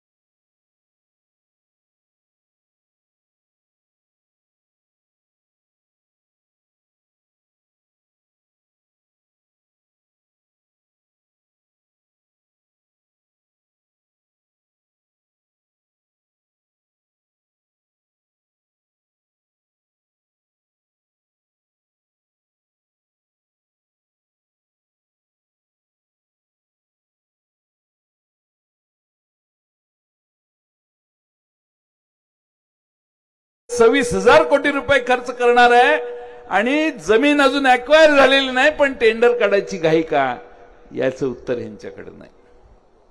मी महाराष्ट्राच्या विधानसभेत मागच्या अधिवेशनात 4-5 महत्वाचे आरोप केले. सातारला मायनीला एक मेडिकल कॉलेज आहे, तिथल्या भाजपच्या एका बहादर आमदाराने त्या ठिकाणी योजना तयार केली. काय योजना? सरकारचीच योजना. कोविड काळात पेशंट ऍडमिट झाले. कोण ऍडमिट झालं? पेशंट नाही, मेलेले पेशंट ऍडमिट झाले. त्याच्यावर ट्रीटमेंट केली. त्याची ट्रीटमेंट झाल्यावर तो बरा झाला पेशंट. मग तो बरा झालेला पेशंट घरी पाठवण्यासाठी ₹50 चार्ज आहे. तो घरी गेला, ₹50 सगळे पैसे हॉस्पिटलला मिळवले. 60 कोटी रुपयाचा भ्रष्टाचार आहे. आपलं सरकार असताना चौकशी झाली, सरकार गेलं आणि चौकशा थांबवण्याचं काम केलेलं आहे. त्याच्यावर आता ईडीची रेड, ज्यानं तक्रार केली असेल त्याच्यावर. आज महाराष्ट्रामध्ये मृत झालेला माणूस ऍडमिट होतो आणि घरी जाऊन पोचतो असं रेकॉर्ड करून महाराष्ट्र सरकारकडून पैसे खाण्याचं पाप ज्यांनी केलं त्याला महाराष्ट्रातली जनता हे सरकार माफ करेल. पण महाराष्ट्रातली जनता त्याला माफ नाही करणार. रत्नागिरीला डांबर घोटाळा, कसला डांबर घोटाळा माहितीये? कंपनीतून डांबर बाहेर आलं, त्याची रिसीट आहे. समजा 1000 लिटर डांबर बाहेर काढलं, कॉन्ट्रॅक्टरने ते डांबर ताब्यात घेतलं, तेच डांबर रत्नागिरी नगरपालिकेला वापरलं. तीच पावती MIDCच्या रस्त्यावर दाखवली, तीच पावती काहीतरी नॅशनल हायवे का कायचं कॉन्ट्रॅक्ट होतं त्याला दाखवली. सगळीकडे एकच पावती फिरलेली आहे. हे साधार मी सभागृहात सांगितलं, उत्तर द्यायची दानत झाली नाही. मी अशा अनेक गोष्टी तुम्हाला सांगेन की ज्यामुळे महाराष्ट्रामध्ये पैसे खाण्याचं काम प्रचंड जोरात चालू आहे. तुम्हा सगळ्यांनी याची दखल घेतली पाहिजे. महाराष्ट्रात सगळं काही आलबेल चालत नाही, पण आता अधिकारी घाबरायला लागले. अधिकाऱ्यांना फोन जातो.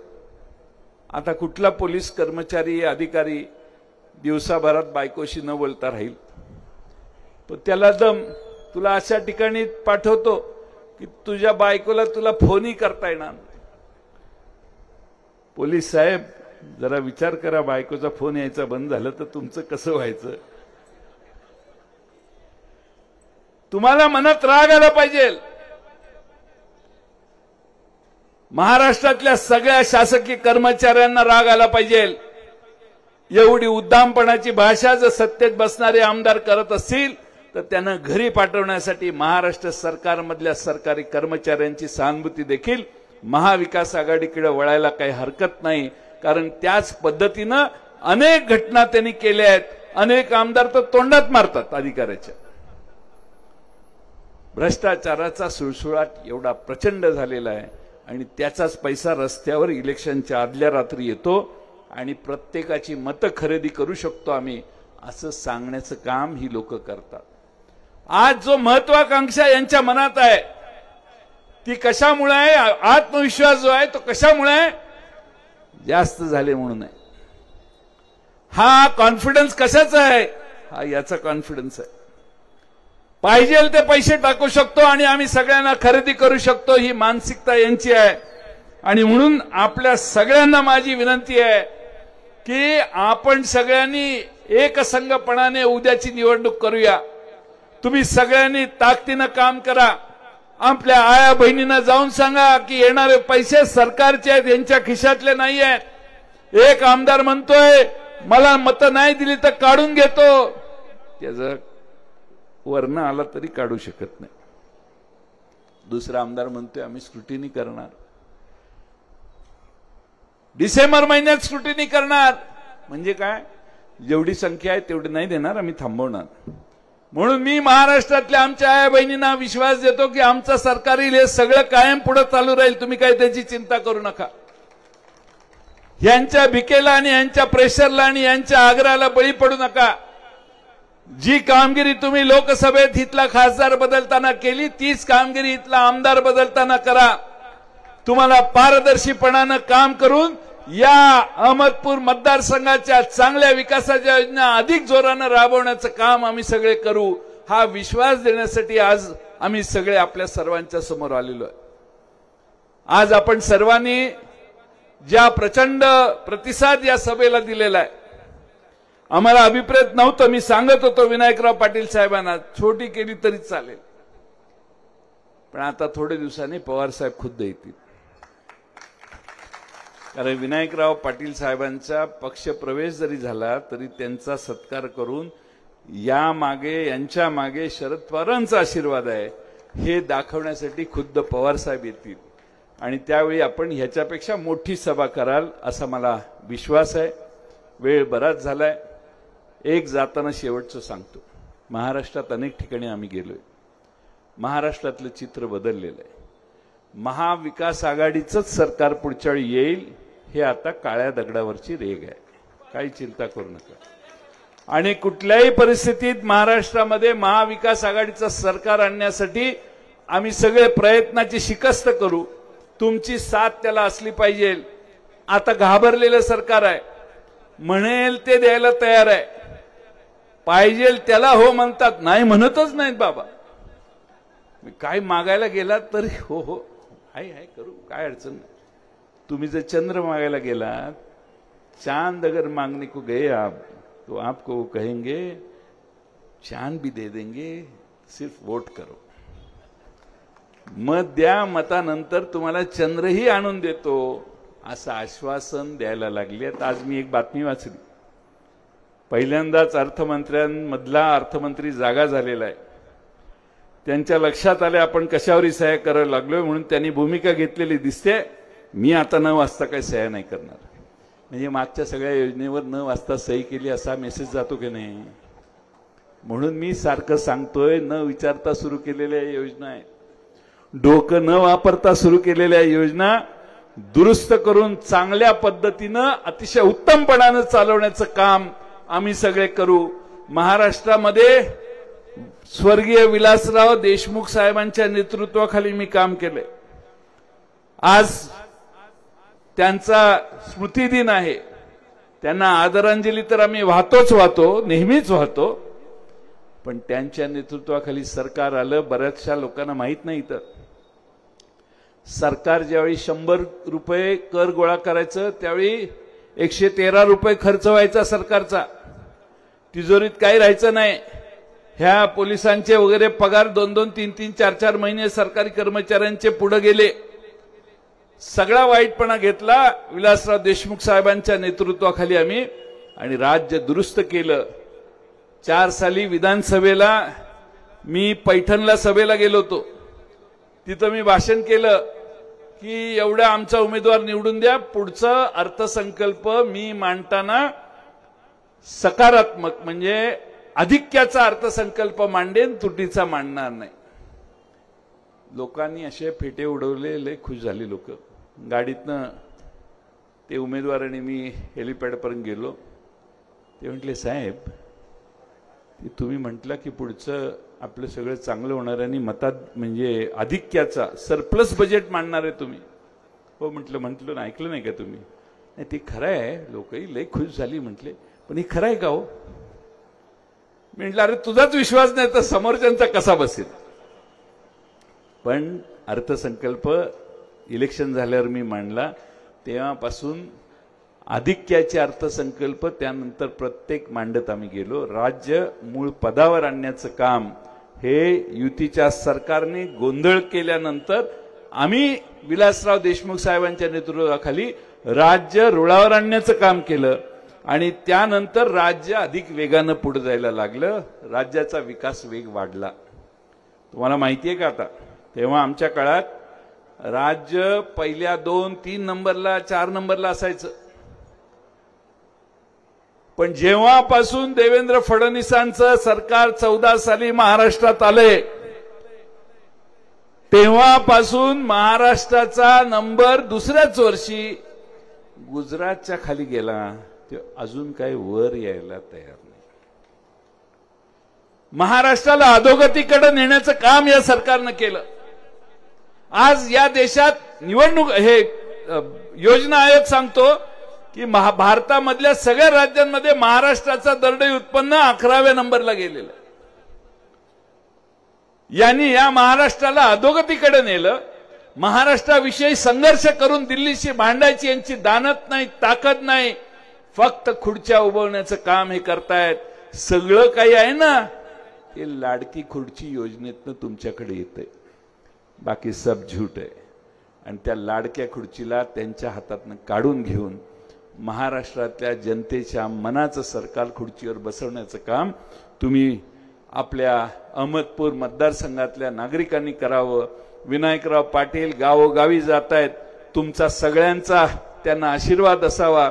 ताकदीनं आपण हा मतदारसंघ खेचून आणूया, आणि त्यासाठी तुम्हा सगळ्यांचा एकसंघपणाने आशीर्वाद विनायकराव पाटलांना मिळावा अशी अपेक्षा करतो, आणि माझे 2 शब्द पूर्ण करतो. धन्यवाद. धन्यवाद साहेब. आपण वास्तव परिस्थिती महाराष्ट्राची या ठिकाणी आणि सरकारचं उदासीनता या ठिकाणी आपण स्पष्ट केलात.